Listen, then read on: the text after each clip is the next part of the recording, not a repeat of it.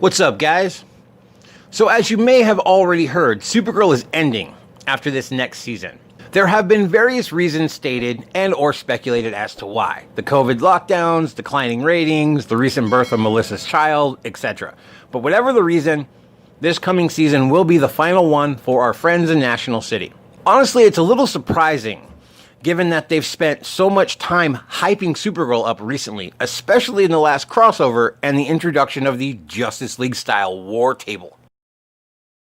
However, with the introduction of the new Superman and Lois series coming this season, it may simply be a merging thing where certain Supergirl actors can continue on in Superman instead. I guess we'll see.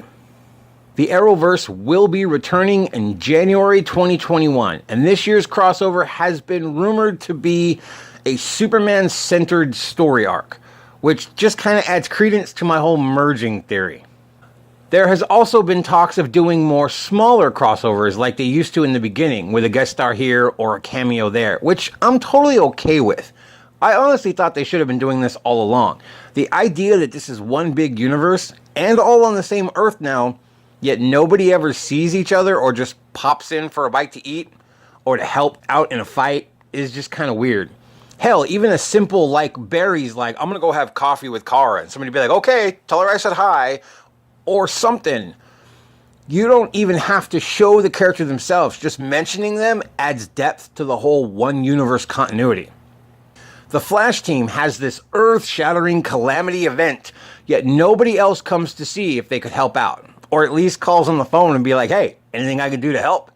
Now with the recent addition of Stargirl, there are even more players to bring up to the plate. They really need to utilize this a lot more than they do, not just once a year in their crossovers. The recent announcement that Ruby Rose is leaving Batwoman and the new casting of the character also leaves a lot of unanswered questions.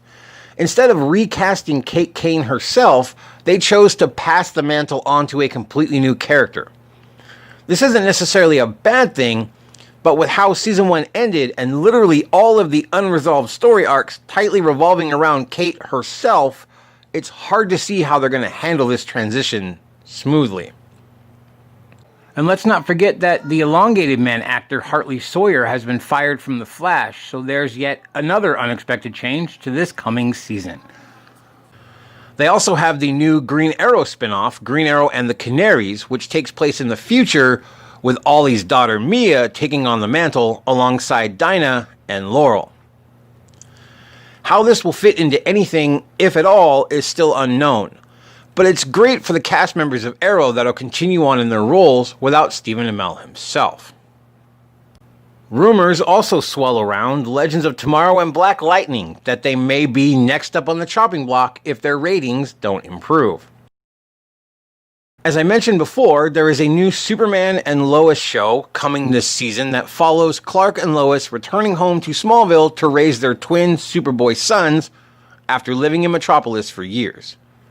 It's kind of a spiritual successor to the Smallville TV show, as they're going to be using a lot of the same scenes and backdrops like Kent Farm we saw in the crossover. As you may or may not know, Smallville ended with Clark officially taking on the mantle of Superman and officially wearing the suit for the first time. So think of this as kind of a homage to Smallville or a Smallville 15 years later sort of thing. The Crisis retcons are a bit weird though in some spots. Like Clark and Lois had an infant son in the crossover, and yet now they have two teenage twin boys, so yeah.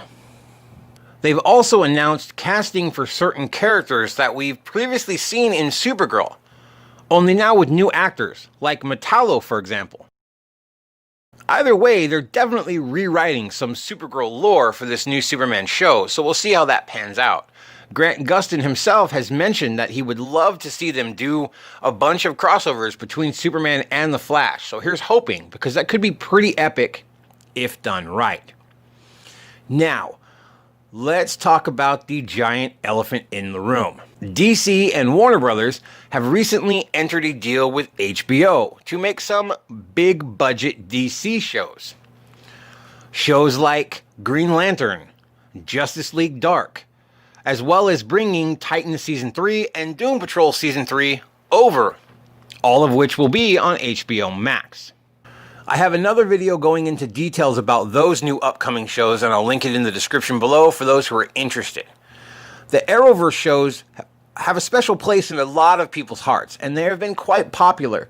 But how do they compete with a show like Green Lantern that will have a $150 million budget for only 8 episodes? Guess we'll see what there is to see as things unfold and more information becomes available. Anyways, thank you for watching as always, and I will catch you in the next video. Later.